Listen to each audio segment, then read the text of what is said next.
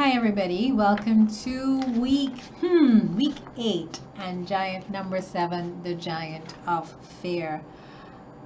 We've reached the end of the year now, and 2020 has been a year like no other. And if ever the giant of fear has raised its ugly head in our lives, was this year.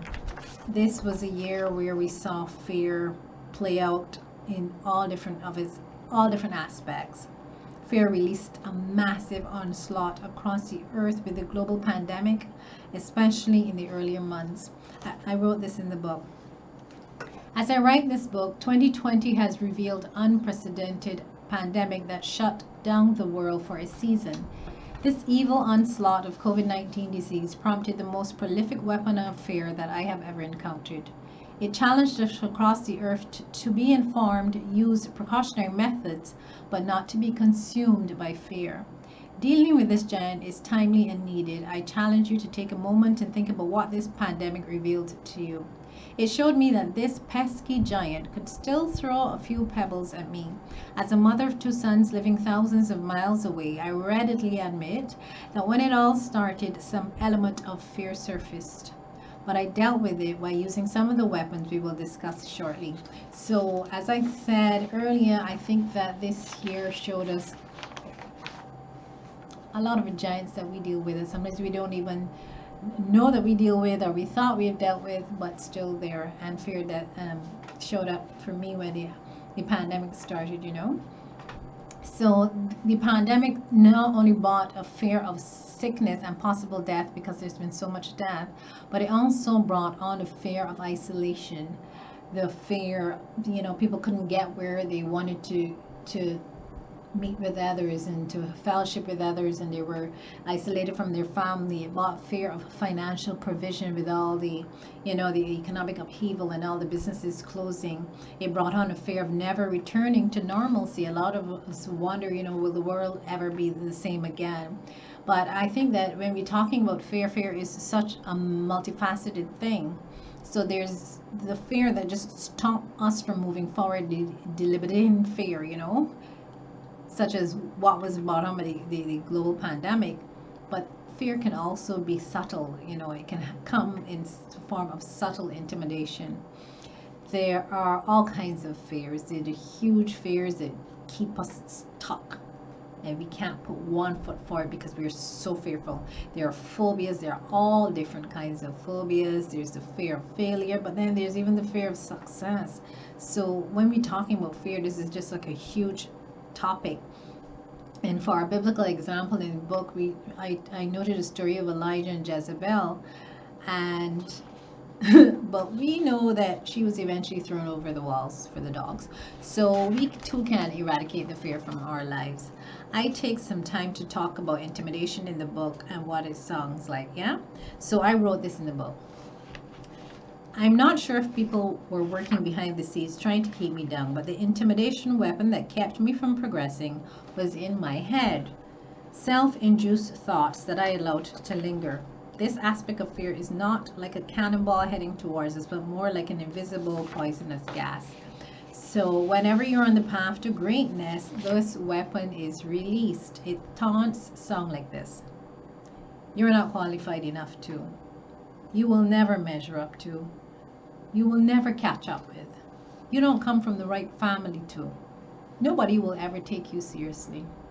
Your grandfather was nothing, your daddy was nothing, and you will be nothing. You will never be able to overcome. You are the black sheep of the family. This is what the voice of intimidation sounds like, and unfortunately a lot of us hear these voices in our heads, whether they're actual voices of people speaking these things to us, heaven forbid, or they're just in our imagination, coming from our view of ourselves. So this is what fear and intimidation does to us. It just tells us all these negative things because it doesn't want you to move forward. So fear can cause some serious challenges, but when you have serious fears, it can bring on anxiety, and we know that anxiety can manifest in a variety of physical symptoms, just as depression was. We can bring on irrational decisions because When you're fearful, you are not thinking clearly because the fear has overtaken your mind. You don't process things properly, so you make irrational choices and decisions. It causes you to retreat and surrender. You pick up your tail and you run in the opposite direction. And this is the opposite. This is complete opposite to what we're trying to do. We're trying to move forward. But when fear and intimidation shows up its ugly head, that is what we do. We retreat and we surrender, and it causes us to be discouraged. So I say in the book, and we talk about fighting back, because in none of these instances we are not going to let these things defeat us, because we were made to fight from a position of victory, and we fight back. And I said that we too can have some really powerful weapons against the weapons of fear. And in the book I talk about faith, I talk about power, and I talk about a sound mind, you know. And my faith is one of the most important things to me. And I think if you don't have faith, if you don't have that confident expectation of what is going to come, if you don't have hope, then anything that comes your way, you're going to, you know, tuck your tail and run in the opposite direction. When God said he has not given us a spirit of fear, but of love and power and a sound mind, we have the power. We have the power to overcome. We have the power to demolish our enemies and every destructive force is standing ahead of us. But we have to be aware of that power. We have to use it. We have to use a sound mind, so that when we are intimidated, we are not making irrational decisions that take us in the opposite direction from where we're trying to get to. So that was our quick look at fear this week, and obviously I go into these things and these enemies much more in the book, but we can start to talk about them here. So some of the final tips that I give at the end of the chapter on fear is, I said, to evaluate your source of fear. Anytime you're feeling fearful and intimidated, I suggest that you stop and think, why am I feeling scared? Why am I feeling intimidated? I was going to do this. I was going to start this business. I was going to get married. Why all of a sudden did am I pulling back from that? Did somebody say something to me? Did I learn some information, or is this just a voice of intimidation in my head? So always try to evaluate the source of your fear. So even as I spoke about earlier, when the pandemic first started and my son's, far away in the US, and I started to, oh my goodness, and then I had to stop and think about, I had to employ my sound mind and think about things logically and think, okay, what can I do about this? What can I not do about this? I can pray. Apart from that, there's really not a lot more than I can do, but I know if I pray, that they're covered. So you really have to stop and think, okay, I can give them advice, I can share wisdom with them to tell them to keep themselves safe. So you really have to stop and use your sound mind. Evaluate your source of fear. Where is it coming from, and how can I deal with it? And as another tip I said is, do not let others impose their fears on you. Oh my goodness, I wish human beings would stop doing that. As I said earlier, we often look at people through our lens, and because we can't figure out, or we could never do a thing, we want to tell somebody, oh, you can't do that. I can't imagine going and taking a trip all around the world, or sailing on a yacht all across the Atlantic. But there are people that do that. Because I can't imagine it for myself doesn't mean that I'm going to try to discourage you from doing it if this is your heart's desire. So we really have to stop doing that, people. Because you are fearful or something, or you can't see yourself doing it, let's not discourage others from doing it.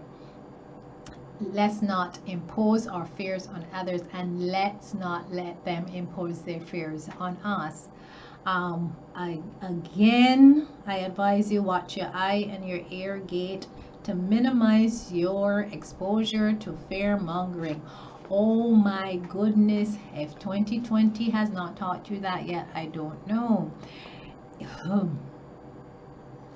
careful what you listen to. Be careful of what you watch. Figure out if it's real.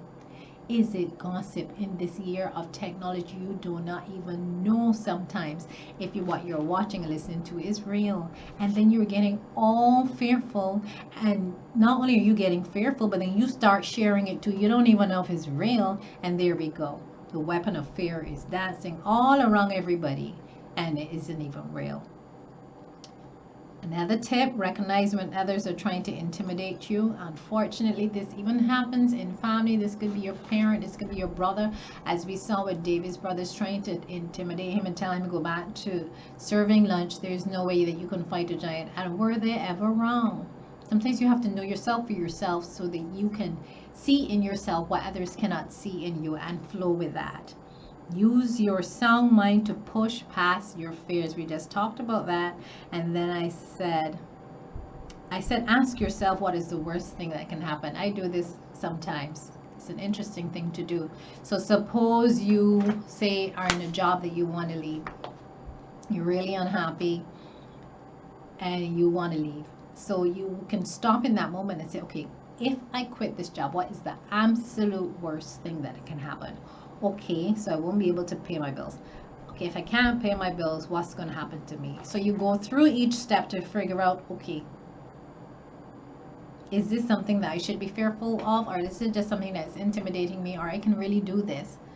But so you ask yourself, what is the worst thing that can happen? And if you can deal with that very worst outcome, then you probably have permission to go ahead.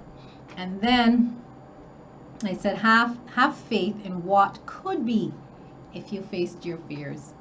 And this giant, I said in the book that I don't consider myself the most fearless of people. I am getting there bit by bit. It is still something that I'm working on.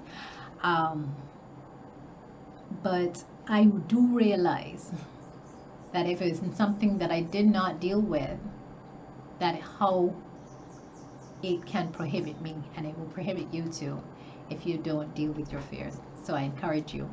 So drop me a text, drop me a line, let me know what are the things that are keeping you stuck. What are you really fearful of? What intimidates you? Are there people in your ear? How can you, push past and cut off the head of your fear giant? All right, people, thank you so much. I keep saying thank you because I do appreciate your time. I really, really, really, really, really do. And I have one more video, and that video next week, we are just going to kind of wrap up everything, and I'm going to mention the further 7 giants because, of course, there are not only 7 giants. There are 100 giants that stop us from moving forward. They come in all different shapes and forms. They come together, they come in separately. But I want to mention another 7 that are very common next week.